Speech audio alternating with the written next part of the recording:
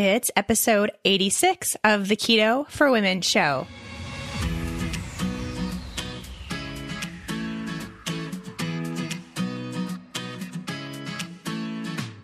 You're listening to the Keto for Women show. This podcast provides the tools you need to create your own expression of a healthy ketogenic lifestyle so you can stop obsessing and start living. I'm your host and nutritionist, Shawn Miner. Now, let's get on with the show. Hey, friends. Welcome back. Thanks, as always, for joining me on this episode of Keto for Women. So excited for you all to hear this episode. This is kind of a follow-up to one that I did. Gosh, it's been 6 months since I did a podcast about birth control options, and I got a lot of comments and questions and concerns from all of you about the birth control pill. You're on it. You don't know what to do. You don't know how to get off. You're scared to get off. And so I decided to bring on an expert to answer all of those questions and give you the tools you need to make the best decision for you. So I cannot wait for you all to hear this, especially this is not just for those people who are on birth control now. This is for those also who have ever been on birth control or, as you'll hear, just have hormones, which is all of us as women. So a really good episode coming for all of us. Can't wait to get into that. But first, a few announcements. The first thing, I think I mentioned maybe way back at the beginning of the year that one of my goals this year was to meet more of you in person. And because of that, I have tried really hard to make some in-person meetups happen. And I have a few that are scheduled and ready for you all to come and hang out. I'm hoping that we can all get together and meet up if I'm in your area. So I'm going to try to make it happen. The first one will be taking place Friday, March 1st, and I will be in Portland, Oregon. I have been asked to go to the NTA conference, which is Nutritional Therapy Association conference. That's what I am. I'm an NTP through the NTA, and I've been to the conference every single year since I graduated. It's a great event. Last year, I spoke on a keto panel all about ketosis, the ketogenic diet, and getting clients into that state if that's something they want to do, when to use it in their practice, that kind of thing. This year, I'm actually going to speak about business, building a business, running a business, having your own business, all of the stuff that I do here for myself on my own, what I have built here, I'm really proud of, and I really want to share my knowledge, what I've learned over the past 5 years. I think it might even be 6 years as an entrepreneur. I want to now share that with all of you who are starting a business. And, I guess specifically if you're looking into the nutrition health space, how I can help you there too would be just awesome. So I'll be doing that at the NTA conference in downtown Portland that first weekend of March. And so I've decided to host a Keto for Women meetup that Friday while I'm in Portland. So whether you're going to the NTA conference or not, which I know a lot of you listening are now nutritional therapy practitioners and maybe going to the conference, which that would be awesome to meet you there. I do this meetup with all of you, but you don't have to be going to the NTA conference. You don't have to be an NTP. All you have to do is be in downtown Portland that first weekend of March 2019, and we can meet up. So that's Friday, March 1st, downtown Portland. We'll just be a bunch of Keto for Womeners meeting up in person, chatting, having a drink, having some apps, perhaps. I don't know what they have there. We'll have to find out once we get there, but we can all do it together, meet in person and chat. If you are interested, if you live in the Portland area, if you're going to be in Portland that weekend, if you're going to the NTA conference, whatever the case may be, head to my website, shawnminer.com/NTA meetup, and you can reserve your spot. I just need to know how many of you are going to be there so I can warn people ahead of the time. It's free, doesn't cost anything. I just need to know that you will be there so that we have some idea on numbers. I cannot wait for that. The whole weekend's going to be great. Always is, but definitely ready to meet some of you in person and hoping I can do that in Portland. If I can't, I also have another opportunity coming actually the following weekend. It's a busy spring for me, really crazy. But Saturday, March 9th, I will be in LA. So if you are in LA, come hang out with me at the new Oh So Good Bone Broth storefront. We all know Oh So Good. They were a really great sponsor of the Keto for Women show for a really long time. They have the most amazing bone broth in the entire world. And now they have a storefront, which is so cool. I wish so much that they were here in Boulder because I would go every day, but they're not. They are in LA. And so while I'm in LA, I will be visiting them and I want you all to come with me. So Saturday, March 9th, I believe it's downtownish LA. I don't know anything about LA, so you'll have to look up the exact location. If that is something you're interested in, if you're going to be in LA that weekend or you live around the area and want to come hang out on Saturday, head to seanminer.com/LA meetup. All of these will be sent in a newsletter along with my future meetups, which I will be announcing over the rest of the year. But spoiler alert, one will be at KetoCon, so you can plan on that too. But all of this will be sent out in my newsletter, so make sure you are on that list. You can do so over at my website as well. We'll have links to all of this in the show notes, and I'll make sure to also post about it over on my social media channels, Sean Miner on Instagram and Sean Miner Health on Facebook. Super excited for that stuff. One last announcement about things that are happening in March. We also have the next round of the Fat Burning Female Project. It is starting March 4th, with materials being delivered that Friday before March 1st. That means it is coming up super quickly. I cannot wait. This current group that started in January are doing phenomenal. There are some major changes going on in that class. I absolutely love seeing it and being a part of it and knowing I had something to do with it. It makes me just get the chills. So I cannot wait to help you. This next round starting in March will be awesome for those wanting to make a change, or perhaps you started keto in January and it didn't go so well. You can do it the right way for your body in the Fat Burning Female Project. Enrollment is one day and is that Monday prior, February 25th. So make sure to mark your calendars, and even better, just get on the wait list because you will be the first person to know. That is the best way to make sure you get into that March class. Before we move into today's episode, I want to introduce you to our newest Keto for Women partner, Four Sigmatic. Four Sigmatic is a superfood company that specializes in mushroom-based drinks to benefit our immunity, energy, and longevity. Now, it may seem a little bit weird to base a whole line of products around mushrooms, but these aren't just any old mushrooms from the grocery store. Four Sigmatic believes in the real magic of functional mushrooms, such as lion's mane, chaga, and cordyceps, to enhance people's lives and health. They use these powerful mushrooms in things like coffee, tea, hot cacaos, and elixirs, so we can get all of the benefits within the things we are consuming daily already. Important to note right here and right now that none of these products actually taste like mushrooms. They taste like they're supposed to taste. They come in easy single-serve packets, tins for at-home use, and even K-Cup coffee pods for all you Keurig users out there. I first tried Four Sigmatic coffee with lion's mane back at a conference I was at a few years ago. I had a sample and I was instantly hooked because I felt different than just drinking regular coffee. It wasn't like this weird, jittery caffeine feeling that I normally get. I think you all know I don't handle caffeine all that well. It was like a different kind of focus and sustainable energy coming from drinking just this little packet of coffee. It was the lion's mane that was working for me instead of just hopping myself up on all this caffeine.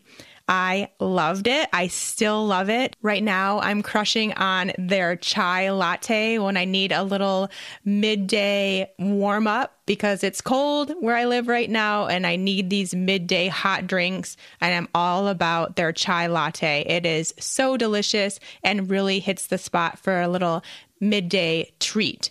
The convenience of these single-serve packets are so nice. You just mix them into water. You can take them anywhere, put them in your lunch bag or your purse, your backpack, and you have these really easy drinks ready to go.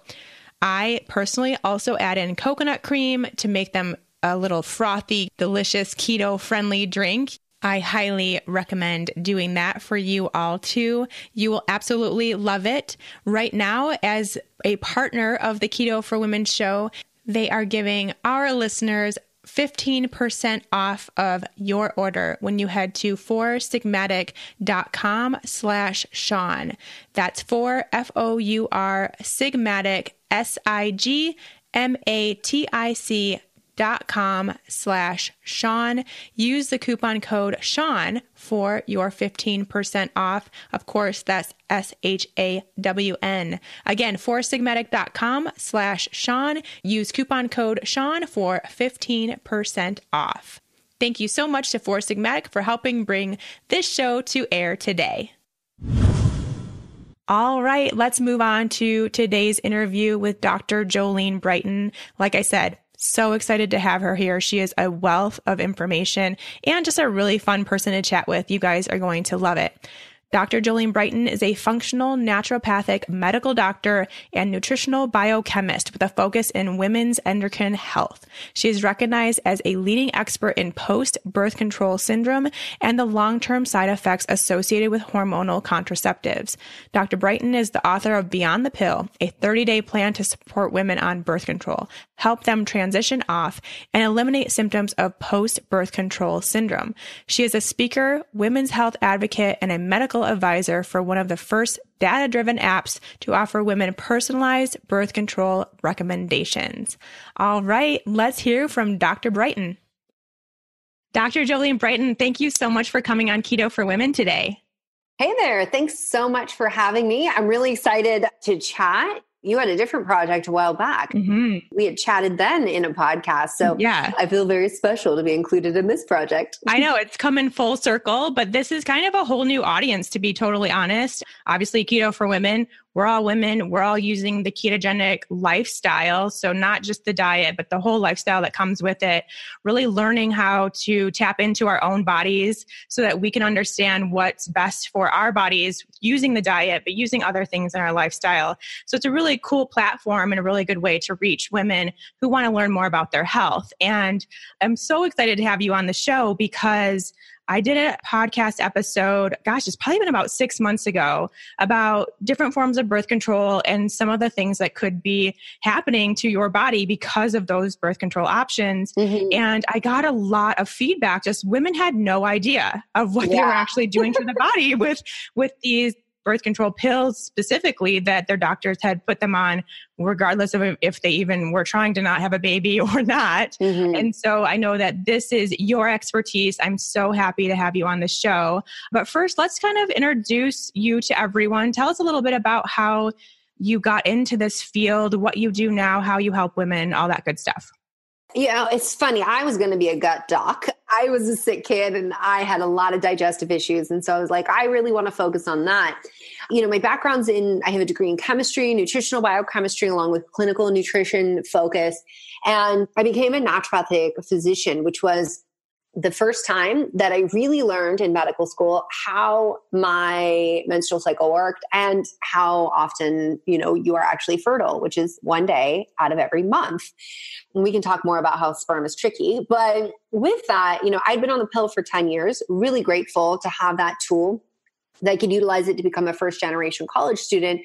But it was a situation where I was like, yeah, if I can only get pregnant one day out of the month, and yes, right now I'm not sexually active, why am I even taking this anymore? And I had originally started it for painful, heavy periods, like bleeding 7 to 8 days out of the month, carrying a sweatshirt with you, because that was like back then, in the 90s, you just tie a sweatshirt around your waist. That was fashionable.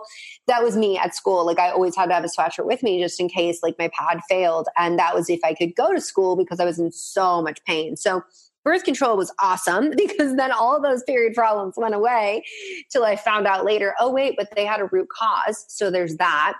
So I'm in naturopathic medical school. I decided to come off of hormonal birth control.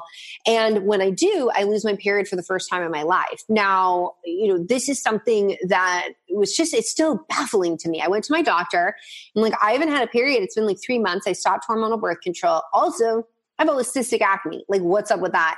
And he was like, you probably have PCOS. You probably always had PCOS. And I'm like, I think maybe it had something to do with my hormonal birth control. no, I've never seen anything like that. Like, you're the only one that's ever reported this. So I felt like I was a freak. I also was like, wait, like, no, I definitely had periods that were every 28 days. I'm learning about PCOS. That's not PCOS. And he says to me, well, you're probably just misremembering and you don't really know. I'm like, no, when you count down your period, like doomsday is coming every single month, you freaking know, when your period is coming. And that was just crazy to me that he would just tell me that, like, because it didn't fit, he couldn't figure it out. And I didn't fit the scenario that he was typically seeing, although I venture to guess he was, that I must be mistelling my story, that I must be the one who was wrong. And so with that, having a background in nutrition, studying herbal medicine, having all these tools at my disposal, I worked hard, got my period back, cleared my skin. You and I, we can see each other. No one else can see me. But if you see me, I don't have a beard of cystic acne anymore. That's a win. And it was once I came into clinical practice that I realized the majority, if not all, women struggle to come off of hormonal birth control. And it was a funny thing because I had done a 2-year clinical rotation at a homeless youth clinic. And about this time, I had decided I was going to go into women's medicine because I was noticing that a lot of things were done to women, not with women. And I had great mentors to show me like how to do women's medicine better. And with that, we, at the homeless youth clinic, these are high risk women. Okay. They're living on the streets. Sexual assault is very high risk. And so this is why I would never advocate not to have contraceptive options. So with these women, we were dispensing a lot of birth control and mostly depot shots. That was like the easiest, form for them. But as we did that, there were all these things we had to tell them about. All these, because this was a state-run program. And as I was doing rotations in general practitioner, conventional medicine practices, it was like, hey, you're going to college. Congratulations. Here's a pill. And no discussion. And that always struck me as really odd. And it was just something that, I'd even asked doctors, like, why don't you talk about like the stroke risk and all these things? And they're like, oh, it's so mild. Like, it's not really anything to worry about. And this is her right. And 100% it was her right. This just wasn't a conversation happening. When I started my private practice, though, the hilarious thing is that I was so fatigued on all this birth control dispensing that I told my husband, I don't want anything to do with birth control. In fact, I'm just going to send my patients to the gynecologist for that prescription because I don't want anything to do with birth control anymore. I'm like so over it. Then I wrote a book about birth control. But what happened is that I got this reputation of a doctor who believed women's birth control stories. And so women were coming to me with side effects. I got the Mirena place. Now I'm feeling anxious. I started the pill. Now I'm super, super fatigued and with brain fog. Like, hey, I started the pill. Now I have digestive issues. I started the NuvaRing. Now I have chronic infections and my mood is tanking. Like all of these kinds of things. And people would call up and say, I heard you're the doctor that believes women's birth control stories. And I always laughed because I was like, no, I just believe women's story. Like I just listened to my patient. And I came to start documenting. And I just want to honor my patients. Thank goodness for them, for trusting me, for working with, together in a partnership, that I developed these protocols for being on hormonal birth control, for post-birth control syndrome, so that women can have those options. And so, with that, when I started talking about it, this was like, I think 4 years ago, I was mentioning what I do to my good friend, JJ Virgin. And she was like, I've never heard of this. Like, what are you talking about? Like, nobody's talking about this. Like, why are you not talking about it? I'm like, I am talking about it. I'm just a small person. Nobody's listening. That's the reality. It's so funny because now women will say like, oh, wow, I'm so happy that you just started talking about this. And I'm like, nah, you just noticed me right for the first time. But, it was with that I actually set out to write a book. The book is Beyond the Pill, to give women solutions for their hormones beyond the pill. We're given hormonal birth control for just about, it's the pill for any female ill. So with that, I was like, I want to write a book that you can understand your body, understand your hormones, work with them, be able to optimize your hormones naturally. And at the same time, if you choose hormonal birth control, be supported on that. And when you come off, not to be in the hormonal hell that I found myself in. And so I'm really excited for this book because it's going to help women, wherever you are in your journey. And I'm just getting really pumped. It's pretty phenomenal. Yeah, it's so, so needed. And you're right.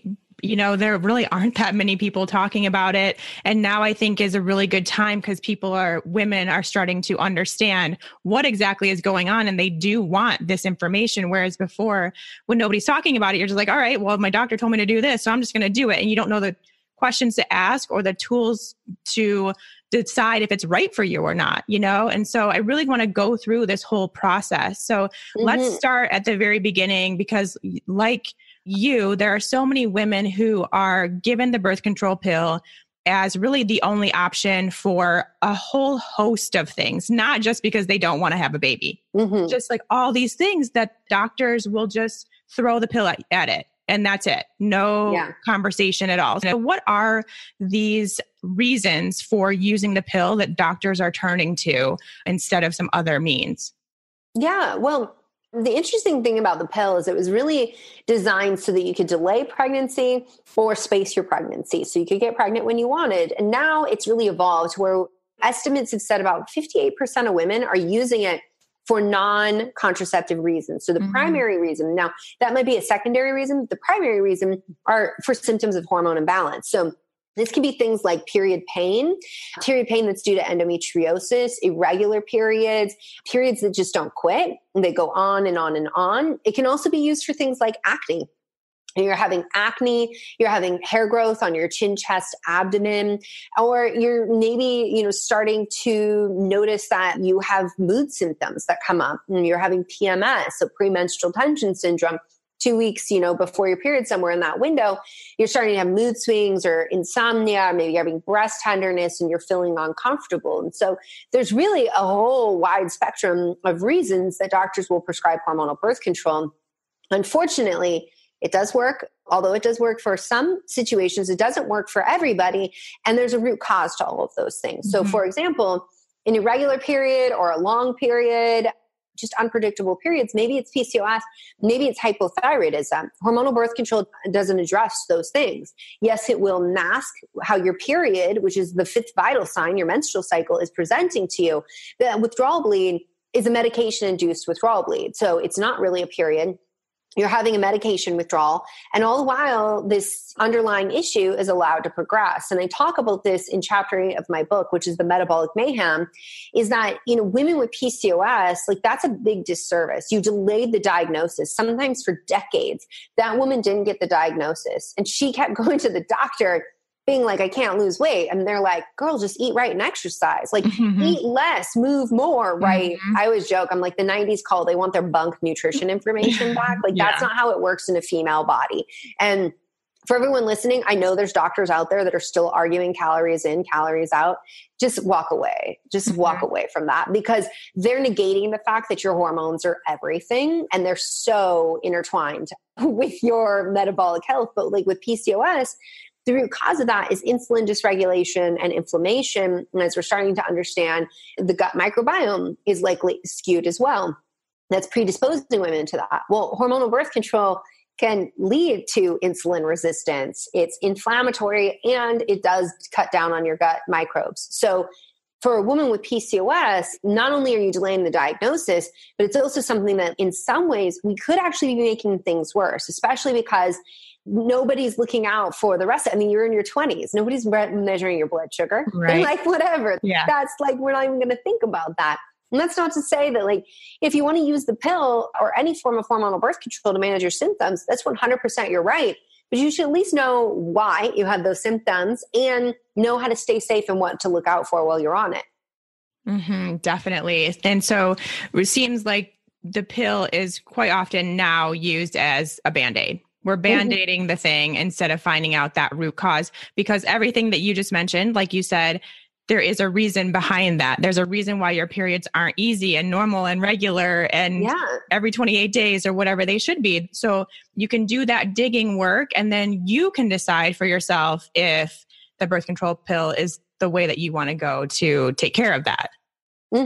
Absolutely. Cool. Okay, good. So now let's move on to those that are already on the pill, which there's a lot of them, right? Yeah. There's a lot of women out there still on the pill.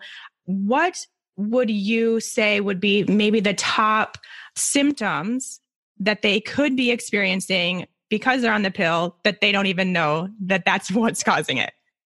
Yeah. And, when we're talking about the United States, it's about 11 million women right now. That's a lot. That's a lot. Mm-hmm. That's a lot of us. It's estimated that 98% of all sexually active females have at least tried the pill. Mm-hmm. That's also where it's like, whoa, like this is a big issue that none of us have been talking about. It's almost been taboo to talk about these things. And that's why I think this question right here is really important, is that to understand that although you were told this pill will fix your reproductive issues, you weren't necessarily told that your reproductive issues impact every other system in your body. Mm-hmm. And so can the pill. And there's this idea, this one especially goes with like the IUDs, where doctors are like, the progestin just stays in the vagina. It doesn't, like, it's in the uterus and, the vagina and like that whole area, and it doesn't go anywhere else. And it's like, well, your uterus is not a vacuum container. Like, right. and really, like, it's attached to things. Yeah, we need more research on that. And we also need to try to understand, like, there's metabolites and our microbes interact with these hormones and then they create metabolites. And are we measuring the right things? That's a wormhole. That's another day. But with that, you might start having pain with intercourse. So you might lose your libido, have pain with intercourse. And when you actually achieve an orgasm, have pain with your orgasm. Like, that's super lame. So, because why are you taking hormonal birth control if you are in that, 40-something% camp for having sex and not having to worry about having a baby? Other things that can go on is symptoms like gas, bloating, constipation, diarrhea, irregular stools.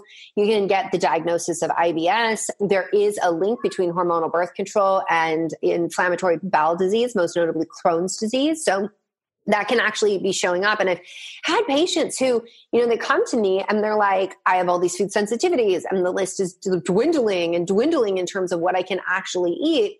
And their doctor is just like, cut out more foods, do another round of SIBO treatment, you have candida. And the reality is that hormonal birth control is leading to intestinal hyperpermeability and skewing the microbiome that's making them susceptible to all of those things. So really the root cause isn't another round of antibiotics or probiotics, although those might help. It's very much like you have to look at what hormonal birth control is doing. And things like dental infections or yeast overgrowth in the mouth, that can be related to hormonal birth control. Skin symptoms, maybe you start losing your hair, your skin, you start breaking out, you have rashes, melasma, so you get hyperpigmentation, so darkening of the skin that we typically see in pregnancy. Or possibly you're having mood symptoms. We're not at a place in the research where we can say causation. So let me back that up and say this. Ladies, there hasn't been a published study that says hormonal birth control causes these mood symptoms, but there hasn't been a woman who, hasn't complained about mood symptoms since the introduction of hormonal birth control somewhere in your social circle. So maybe it wasn't you, but maybe you have a sister or a friend or somebody who started hormonal birth control. It's in the package insert.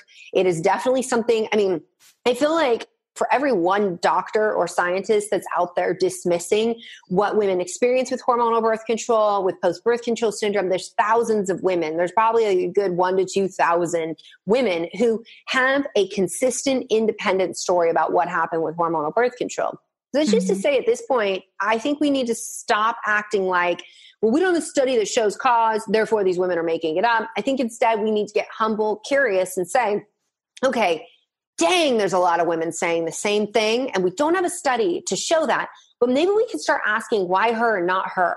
Like, why this woman and not this woman? And we can start to explore the mechanism of action, which, beyond the pill, there's a whole anxiety, mood, depression chapter where I break down what we do know in the research and what is happening in the female brain when we're on these things. So that's just a handful of the symptoms that you can see coming up. You'll read a lot more in Beyond the Pill of like, these are things that you want to look out for. And like, this is more of the everyday stuff, like the breast cancer risk, the stroke risk, the heart attack. That is something that affects special populations a little bit more. Those are the big scary ones. In Beyond the Pill, hopefully I do my job in that you don't feel scared. And if you are scared, you know what lab testing to get done and how to talk to your doctor about it. Oh, I'm so glad you included all that stuff in the book. That's amazing. What about weight gain? Oh, yeah. Because I know there's a lot of women out there wondering that exact same question. Yeah. And so here's the thing is that, this is another one that loves to get dismissed because there's never been a significant finding. And some of the research papers will say, well, it's only about 5 to 10 pounds, so it's not really significant. And I'm like, So I'm not even 5'5". I try to be 5'5". I'm not 5'5". 5 pounds is a lot of weight for someone my size and my frame. And so this is where I think that medicine and research is doing a disservice when they don't take the individual into account to recognize that, like, hey, maybe you're a 6 foot tall woman and you put on 5 pounds. That's not going to seem very significant.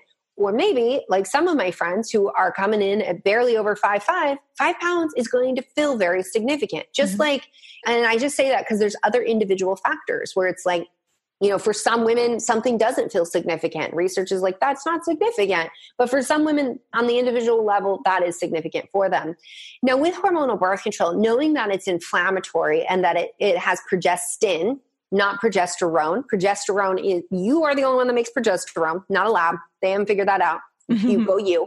There is bioidentical progesterone that's coming from nature. Good job, nature wins again. With your natural progesterone, it's a diuretic. So it's actually going to move fluids out. Progestin is not. It does not have that effect. So some research is like it's water weight, which can be true because some women will just come off of hormonal birth control and then they're like, whoa, I lost 5 pounds in a month. What happened there?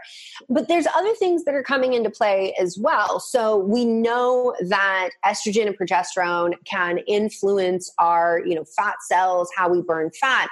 Testosterone influences muscle mass. So if you're on hormonal birth control, you are plummeting your testosterone. Now you're losing your ability to really have those muscle gains. A lot of women complain about this, and muscle is very metabolically active. You want to make it so that like you just burn like 1,300 calories naturally, like laying on the couch all day. Build more muscle, build more muscle. That's always the answer. So there's that impact as well. We also understand that hormonal birth control is depleting nutrients that the mitochondria use. Mitochondria are the powerhouses. They are going to run your energy pathways. They are using your food as fuel. And then there's the piece that, well, if it does cause insulin resistance and blood sugar dysregulation, then we know that that can have a negative effect on weight. And this is something where, again, research will be like, well, it's mild. It's like being pregnant. And I'm like, right, but I wasn't pregnant for 10 years. Like, that's just not something you do. So it's, again, like, yes, this is what the research is saying, but we have to pull it out in context. And then, of course, we understand, this is the thing that makes it so tricky, is that there won't be a study linking directly with hormonal birth control, like hormonal birth control and X, whatever it is. However, there will be a study. So let's take the microbiome as an example. If you have poor gut microbe diversity, so good guys growing in your gut, that can lead you predisposed to anxiety. That can lead you to gain weight. So we can have issues with weight gain and holding on to weight. Like, these bugs do a lot of things. So if you're on a medication that lowers microbial diversity and can actually lead you to overgrow yeast, not have enough of the good gut bugs, you have leaky gut going on, all of these things, then we can understand that if all of that happening in the gut can impact your mood, your weight, your metabolism, like all of these things, and a medication disrupts those in a negative way, okay, we can reverse engineer that and say, okay, hormonal birth control is playing a part. It's part of the recipe here. So does that make sense? Because it's always something that's like so quickly dismissed as well. I mean, really, just women's medicine is dismissed at a rate it really shouldn't be. That's why these podcasts, that's like the work you're doing is so important, because it's giving women direct access to clinicians and information that they need to be able to heal themselves. Is that real? Yeah. Is that really going on? Yeah. I don't, nobody knows this, but we can actually see each other. We're doing a video chat here, and Dr. Brighten's in Paris right now. And in her window, you can see the Eiffel Tower sparkling. Yeah. It's gorgeous. It does it every hour. And people like, you just saw me. So you guys, you didn't see me, but I just like did this huge wide mouth smile, open, pointing. People who follow me on Instagram know it's funny, because I tell my husband, I'm kind of like a little Pomeranian or something, like, because I have fluffy hair and I have all this energy and I bounce around. But every time it sparkles, I'm like, oh, it's sparkling. Yeah, that's like every hour you get to have that like super exciting moment. That is really gorgeous. And I'm just seeing it from afar, and it's amazing. I can't imagine in person. That's how I'm keeping my hormones balanced right there. Yeah. It's like constantly being like, oh, I'm excited. I love that. All right. So let's move on in this journey. So say now we've talked about this, talked about some of the things that can go wrong health-wise in women, potentially because of their birth control. So now they have the power to decide if that's something they want to continue or not. They're doing the research, they're reading beyond the pill, they're understanding more about their bodies, what could be going on. So maybe that person is ready now to take the next step and work on getting off a pill. So what is post-birth control syndrome and how can we go about handling that? Yeah, so post-birth control syndrome, as I've defined it in Beyond the Pill, is the signs and symptoms. It's a collection of symptoms that go together that show up on average about 4 to 6 months when women come off of hormonal birth control. For some women, it shows up a lot sooner. And for others, and this is something women do, so don't judge yourself for this because we all do it. It's why the human race is here, is that we'll plow through things. So we'll be like, yeah, I have these symptoms, but they're mild. I can deal with it. And then a year or 2 years later, or even more sometimes, they can't deal with the symptoms anymore. And because you're so far removed from birth control, your doctor's like, well, it's probably not the birth control. If you do the woman's timeline and you actually go through that and trace it, you will find, okay, that was a player in this. Now, the other thing about post-birth control syndrome that makes it tricky is that if you understand every single system it can impact, so, from your neurological health to your cardiovascular health, your metabolic health, your gut health, your liver, like detox pathways, that's a huge one, your reproductive health, and even, your skin. We've got to start looking at, like, now we understand the skin has its own microbiome. So what's up with that? We need to look at that. If you understand it impacts every single system, then you can understand why, if your doctor sees it through the lens that hormonal birth control only works on your reproductive health, therefore it's only going to affect reproductive hormones, how this can be dismissed or even missed. And for women who are listening, to understand that, like, in medicine, if you have female troubles, as I do air quotes, or your estrogen, testosterone, is imbalanced, it's progesterone, you're having fertility issues, that kind of stuff, you're going to see a gynecologist. Now, if it's your thyroid or your adrenals, you're going to see an endocrinologist, except that these things are absolutely related, but we've just split that out. Now, if you have gut symptoms, you're going to go to a gastroenterologist, except your gut moves out your estrogen and that all of your hormones influence gut function. And so they all have to be considered. Now, with post-birth control syndrome, it can range from gut issues, from skin issues. You can have new onset acne, or you can have a return of acne that you were masking up. All period problems are on the table. So maybe you lose your period like I did, and many of my patients have. This has been documented as post-pill amenorrhea since the 1970s in research. Or maybe your period comes back with a vengeance, and you are like, I always had easy periods. Now they're wicked painful and awful. It can also be things like you're losing your hair, you're finding that you're having insomnia, your sleep's now disrupted, you're now having anxiety. And so it shows up in a lot of ways. And really, it's related to you came off of hormonal birth control and then that party got started. And isn't it also the case where, kind of like you mentioned, birth control isn't solving anything? So if you came into and got put on birth control with a hormonal imbalance already in place, likely when you get off, that same thing is going to pop back up, or worse or different or something. So you put a Band-Aid on it for that time and then now it's going to come back.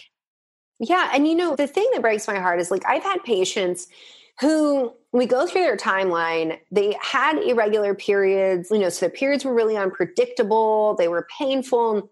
Their doctor put them on the pill in their 20s. And as we go through it, they're like, yeah, that was about the time that I was super fatigued in college. I couldn't even get out of bed in those days. Like, I stopped exercising because I was in so much pain and my muscles just ached all the time. My joints ached. My friends would make fun of me like I was the old lady of the group. And then I started, I was struggling with classes. I've had patients who, like, they couldn't even pursue the career they wanted to pursue. And as we go through everything and then we do lab testing, they are full-blown hypothyroid. They have those antibodies. And it's like, wow, we've got a question, because thyroid can present with these period problems when your doctor passed you the pill without any question why you were having those symptoms. And you had this whole collection of symptoms. It sounds a lot like hypothyroidism. Like, how much of your life was taken away from that? And by the way, hormonal birth control is only depleting the nutrients that your thyroid needed to function. I have an entire chapter on thyroid health in my book because it's that important, not only the relation of hormonal birth control with thyroid health, but also thyroid health to women in general. I mean, once we get into our 30s, we're 5 to 8 times more likely to get diagnosed with a thyroid disease. Half of us with hypothyroidism are walking around and don't even know it. And a part of it, I really think, is because if you're in your reproductive years, do you want to get pregnant? No? Great. Here's birth control. And that's a huge disservice to women. If she wants to use it again for her symptoms, that's 100% her right. But putting her on a medication that only impacts a system in a more negative way that's already out of balance, like that's a disservice. And you just delayed a diagnosis. And that's your job as a doctor, is to get to that diagnosis so that patient knows what they're working with and knows exactly how to support themselves. So true. Before we move on with the show, I just want to remind you all about the new Keto Starter Packs from Artisana Organics, who is a wonderful sponsor of the Keto for Women show and helping bring this episode to air for you all. Artisana Organics is the nut butter brand. They are using all raw, organic nuts sourced from farms with just the best practices, really taking care of their employees. And this is something that is a big deal in the nut industry, probably something you don't know about, but there is a lot of malpractice going on in the nut farms all over the world. And so Artisana has made it a point to find the best practicing farms out there, really taking care of their employees and sourcing their organic raw nuts from those farms.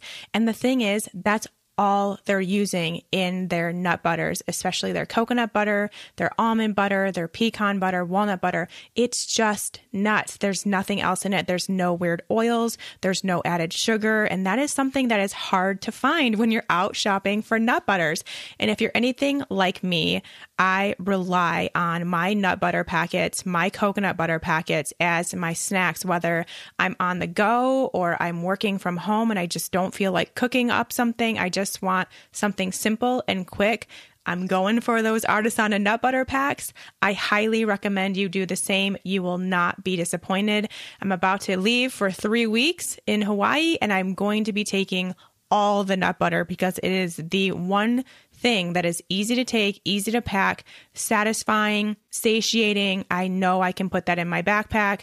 I can take it on the plane. I can take it with me on hikes while I'm in Hawaii, and it will be the perfect snack. As I mentioned, right now they are doing a keto starter kit, which you definitely want to get your hands on if you haven't already. It is a packet that contains 2 coconut butter jars, 2 raw almond butter bars, and packets of that raw almond and raw coconut butter for you to take with you on the go. You definitely want to get your hands on this. And because Artisana Organics are so awesome, they're giving you 15% off your first order over on their website at artisanaorganics.com. That's ARTISANA organics.com. Use the coupon code KETO4WOMEN for 15% off your order. Go ahead and get that keto starter kit. I also got to tell you, the cashew butter is the best. It's basically frosting if you're keto. It tastes just like frosting when you haven't had something sweet for a while. You will love it as a special treat. Once again, Artisana Organics, 15% off using coupon code KETO4WOMEN.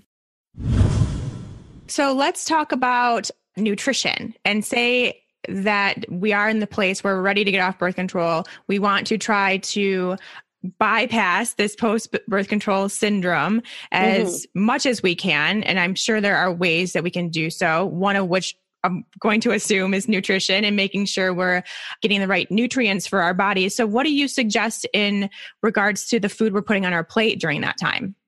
Yeah. So, if you're going to come off of hormonal birth control and you are like, oh, wait, I had major period problems, prep your body for a good 3 months before you transition off, because those are the women who do the best when they come off. So on YouTube, I have a whole series of real women's stories about this. And the women who avoided hormonal birth control, 100% every single time, and the same thing with my patients, will say, I changed my diet. I made dietary changes. I started exercising. It's all the diet and lifestyle stuff that it really all starts. So with that, you're going to want to look at, okay, how do you replenish your nutrient stores? Like hormonal birth control has been depleting those. And right now, if you grab Beyond the Pill, I want to say thank you. I've got gratitude gifts. You can go to beyondthepillbook.com And I have a whole guide on nutrient depletions and what foods to eat. So if you've been on hormonal birth control, you're on it now, if you've ever taken it, get that guide so that you can know exactly how to dial in your diet. There's also a whole lab testing guide as well. So that's awesome. If you're like, I want to know right now, I'm waiting for my book to come, Amazon's pretty quick, but why not get it? So I got that for you as well. And then there's recipes. So a big focus is on detox supporting nutrients as well in this time. So in the book, the first 2 weeks is going to take you through how to support your detox pathways and how to use food to be able to do that.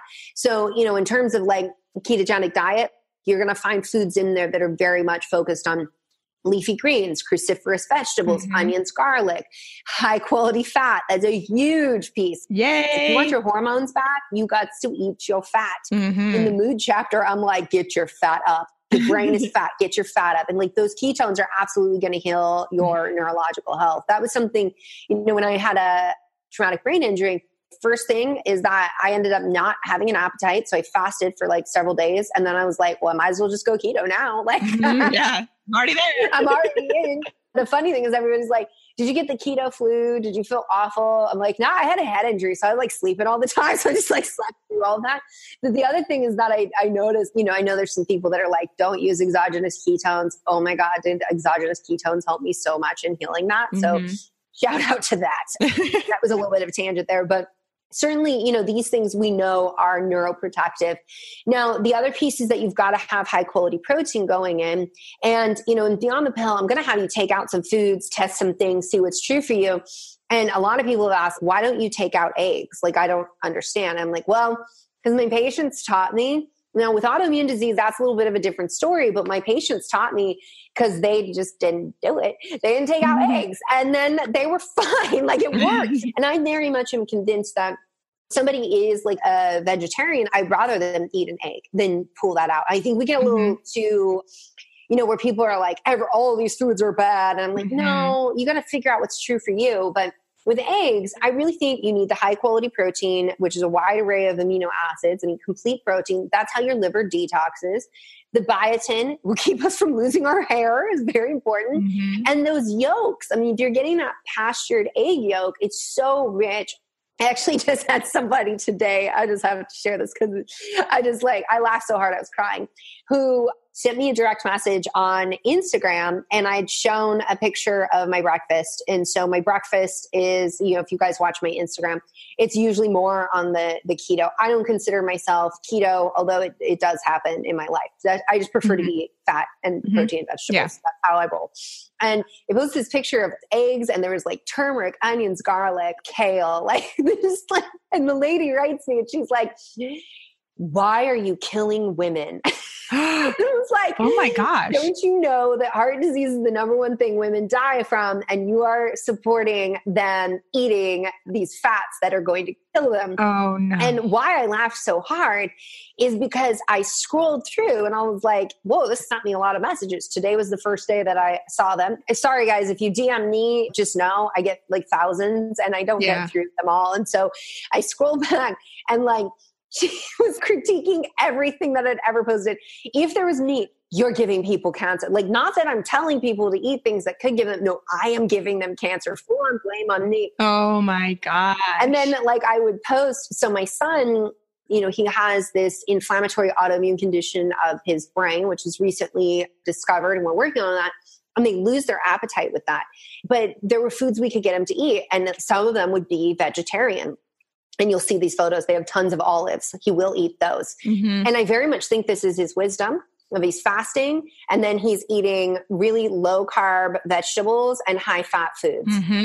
There's a wisdom in that. And I roll with it and I respect it. But I post these photos and she's like, that's good. Good job. Like, now you're learning. And I'm like, oh my God. This is cracking me up. Like, I just was like laughing and crying so hard because back in, early 2000, when I was getting my degree in nutrition, we very much understood that inflammation is what drove heart disease and not cholesterol. And it was so crazy to me because I would go to my clinical nutrition classes, which was like the pathway to be a registered dietitian. And they'd be like, fat is bad. It's the devil. It's going to give you heart disease. And then I would go to my science, so my nutritional biochemistry classes, and they'd say, fat, if you're eating actually like grass-fed animals, like this is like mind blowing at this time, you guys. If you're eating grass-fed animals, they actually are rich in antioxidants and they're cardioprotective.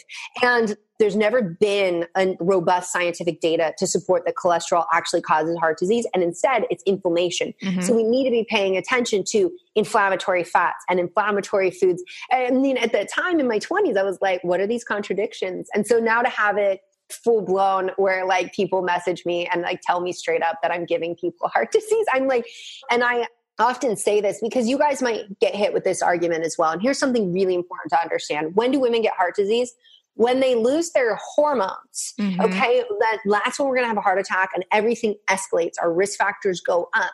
How do you build your hormones? You're going to get this in the chapter in my book, The Lowdown on Your Hormones. You get them from cholesterol. You build them. They're cholesterol-based hormones. So you want to crash your libido, eat a fat-free diet. Like you want to your mood, eat a fat-free diet. You want to see your period disappear? This happens with women who are like, I'm going to eat a fat-free diet and I'm going to over-exercise. And now I'm not only am I not having my period, but like life is hell because your hormones give you superpowers when they're balanced. So that was a bit of tangent just to have somebody plate shaming me. Don't you be plate shaming me. Yeah, I think like at this point, because of social media, everyone who posts their food occasionally is like, fine, I'm going to get some plate shaming. I don't care. But it's more so like, it's sad how delayed it is. Like you were learning this stuff and it was like already proven and being taught in the early 2000s. And here we are in 2019, almost 20 years later. And it's still people that cannot get that message. Like it just doesn't resonate. It just is so crazy how delayed it has to be.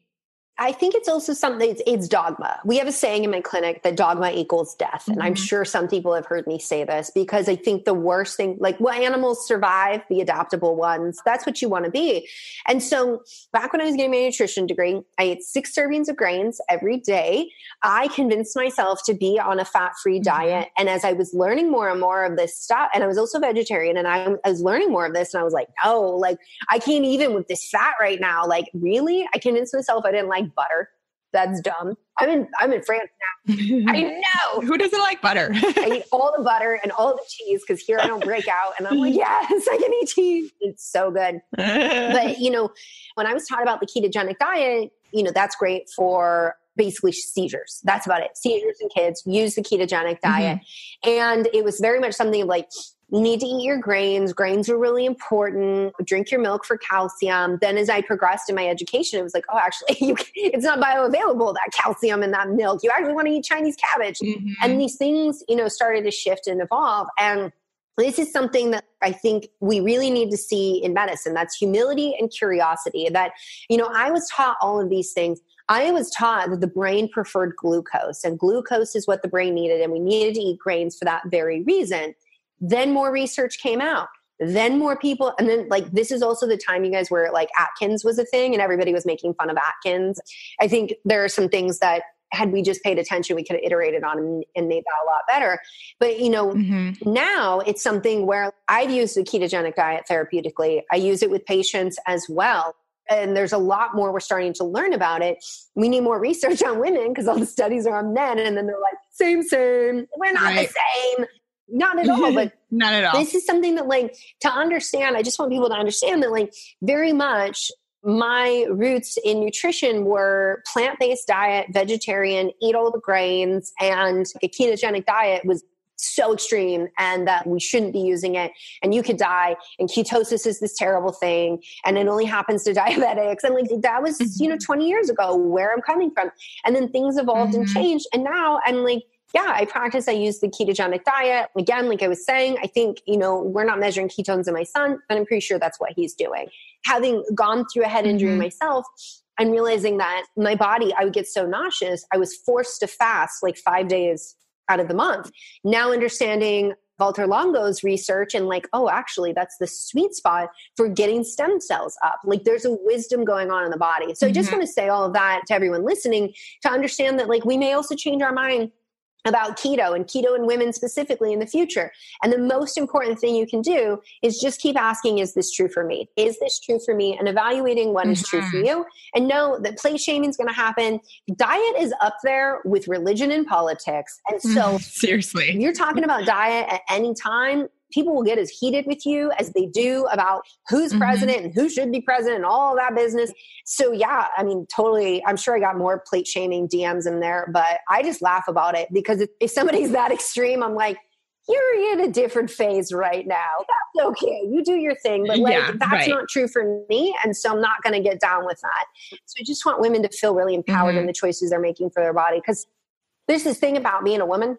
There are people always lining up to tell you they can live your life better than you. It's especially heightened when you decide to get pregnant or you are pregnant, you are a mom, you decide to get married. Like whenever these major life events, that's when people get a lot more vocal.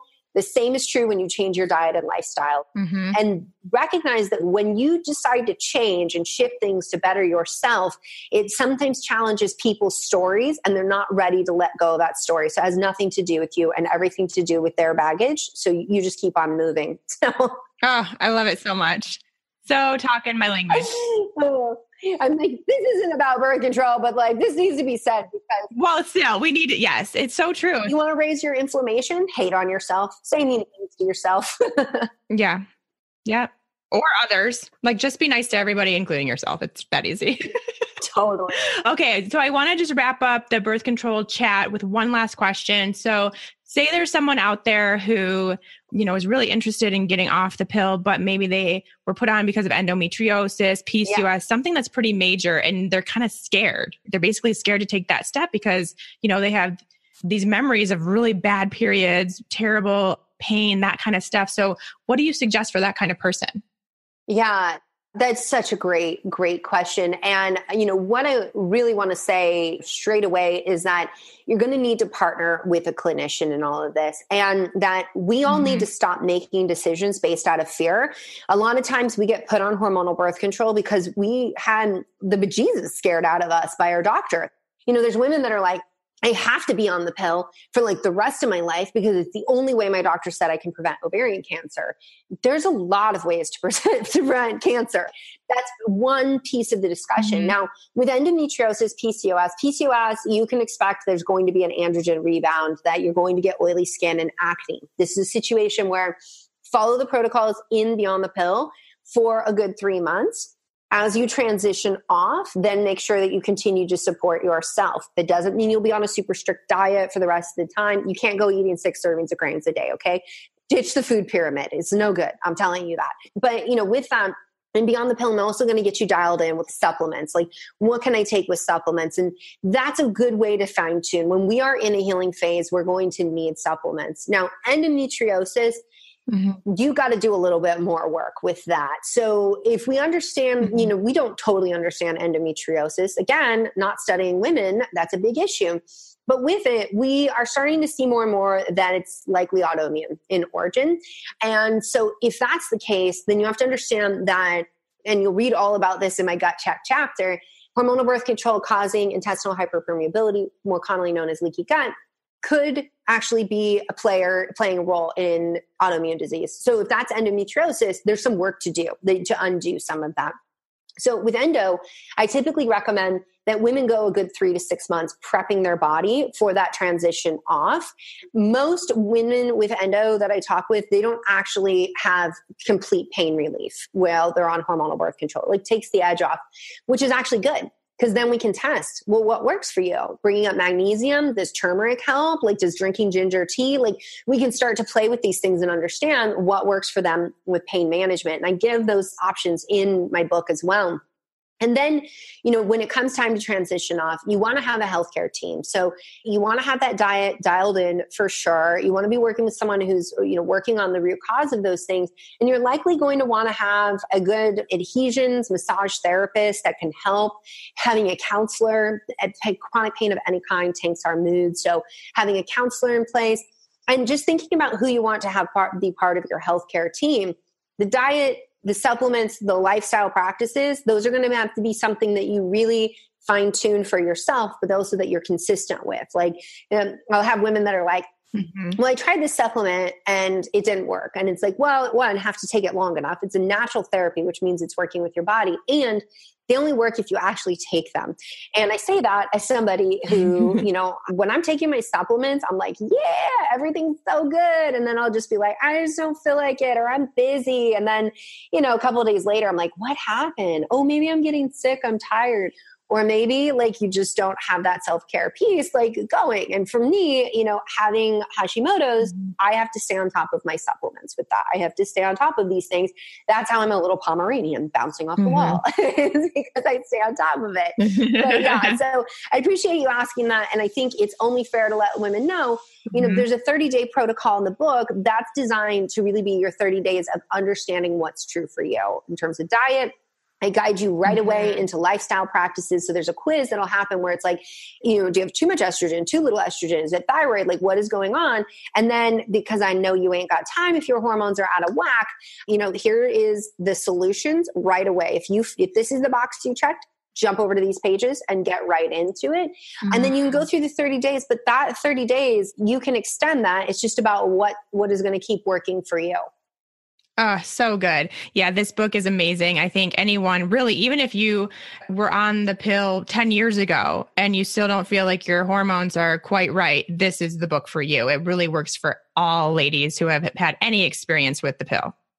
Yeah, but if you've got hormones, like you want to read this book. I mean, the whole first half of the book. It's true. Understanding your hormones, understanding your menstrual cycle. There's the decoder ring chapter, which is what I call it, because you should have been handed this chapter to decode your period problems, to know if I have heavy periods, this is what might cause it. This is what I should ask my doctor about. These are the labs they should test. And this is what I can do right now. And so I really built it so that it's like a forever resource guide that you can keep going back to and troubleshooting.